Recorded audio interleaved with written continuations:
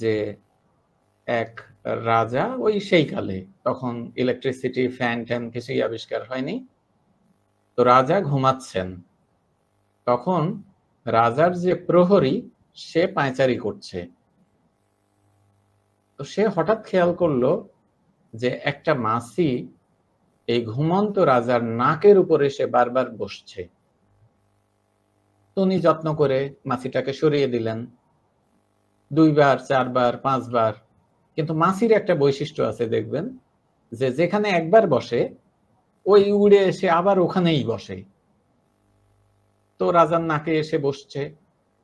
এক পর্যায়ে প্রহরীর খুব রাগ হয়ে গেছে, তার কোমরে ছিল তরবারি, এইটা টান দিয়ে বের করেছে, ওরে টার্গেট নিয়েছে, এইবার বসলেই হয়, এক কোপে মাছিকে শেষ করবে।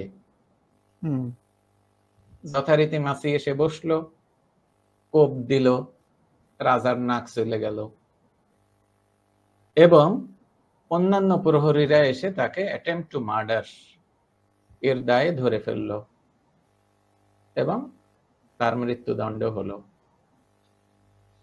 তো এই গল্পের শিক্ষা হচ্ছে, তার উদ্দেশ্য কিন্তু খুব ভালো ছিল, কিন্তু পদ্ধতিটা খারাপ ছিল।